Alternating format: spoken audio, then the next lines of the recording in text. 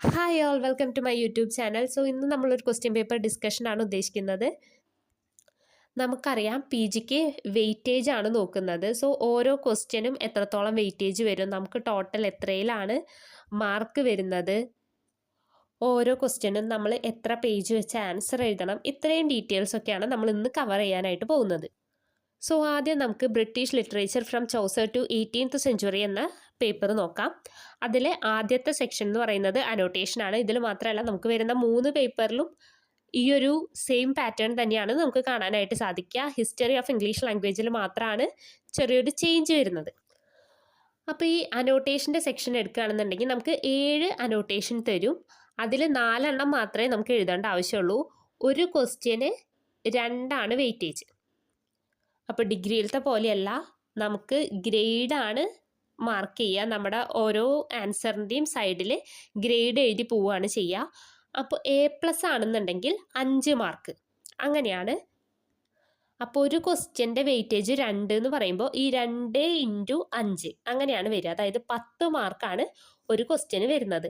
അങ്ങനെ ഈ ആദ്യത്തെ സെക്ഷനിൽ നിന്ന് നമുക്ക് വാങ്ങാവുന്ന ടോട്ടൽ മാർക്ക് എന്ന് പറയുന്നത് 40 അനോട്ടേഷൻ്റെ ആ ഒരു സെക്ഷനിൽ നിന്ന് 40 മാർക്കാണ് നമുക്ക് മാക്സിമം സ്കോർ ചെയ്യാനായിട്ട് സാധിക്കുക. അനോട്ടേഷൻ എഴുതുന്ന സമയത്ത് നമുക്ക് 3 പാരഗ്രാഫായിട്ടാണ് എഴുതേണ്ടത്. ആദ്യത്തെ സെക്ഷൻ ചെറിയൊരു ഇൻട്രൊഡക്ടറി പാരഗ്രാഫാണ്.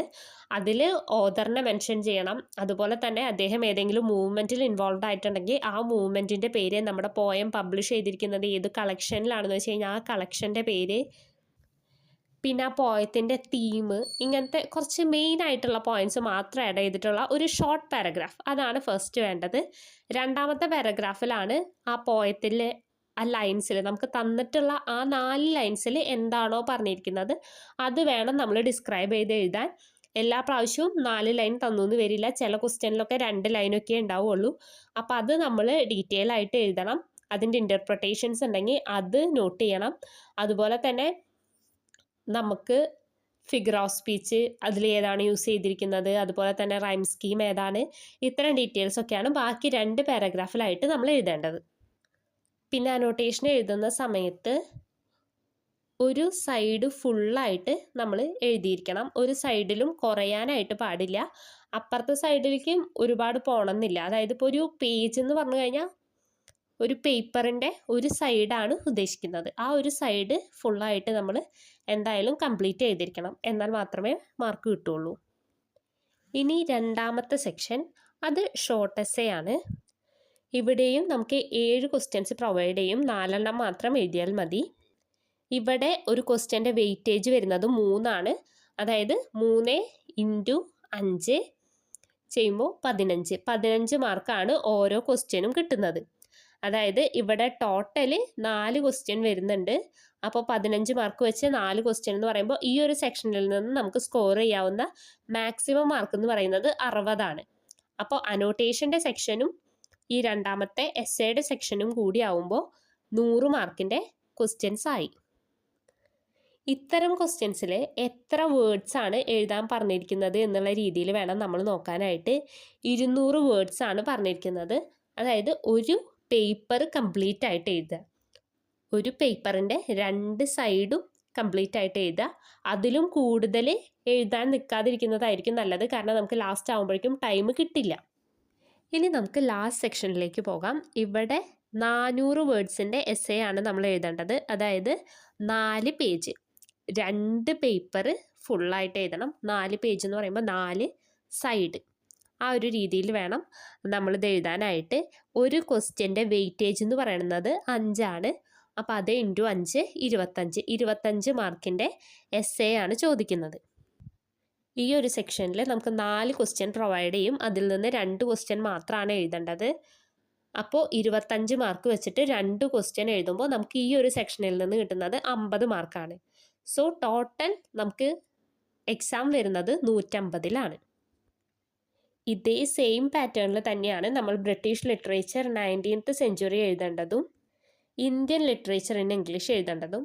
ഒരു കാര്യം പറയാനായിട്ട് വിട്ടുപോയി, നമ്മൾ അനോട്ടേഷൻ എഴുതുന്ന സമയത്ത് നമുക്ക് ഏത് പോയാണെന്ന് ഐഡൻറ്റിഫൈ ചെയ്ത് കഴിഞ്ഞാൽ ആ പോയത്തിൻ്റെ ഫസ്റ്റത്തെ 4 വരി അത് എഴുതുന്നതിന് മുമ്പ് ഒന്ന് പേപ്പറിലേക്ക് എടുത്ത് എഴുതുകയാണെന്നുണ്ടെങ്കിൽ അത് കുറച്ചും കൂടെ നല്ലതായിരിക്കും. ടൈം മാനേജ് ചെയ്ത് എഴുതുക. ടൈം തികയില്ല എന്നുണ്ടെങ്കിൽ ഈ ഒരു ഭാഗം നിങ്ങൾക്ക് സ്കിപ്പ് ചെയ്യാം. ഡയറക്റ്റ് വരികളെക്കുറിച്ച് എഴുതി തുടങ്ങാം.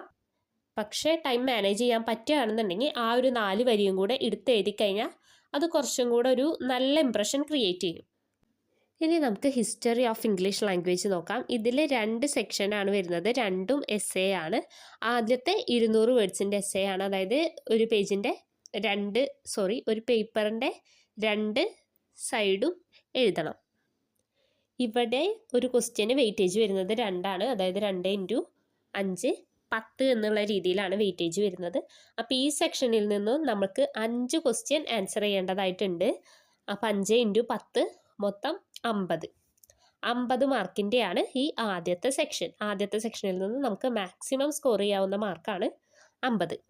ബാക്കി 100 മാർക്കും നമ്മൾ സ്കോർ ചെയ്യാൻ പോകുന്നത് അടുത്ത സെക്ഷനിൽ നിന്നാണ്. 450 വേർഡ്സിൻ്റെ എസ്സേ ആണ് വരുന്നത്. അതായത് 5 പേജെങ്കിലും നിങ്ങൾ എഴുതിയിരിക്കണം, അല്ലെങ്കിൽ 4.5 പേജ്. അതെന്തായാലും നിങ്ങളിൽ നിന്ന് എക്സ്പെക്റ്റ് ചെയ്യുന്നതാണ്. 4.5 പേജ് എഴുതുക.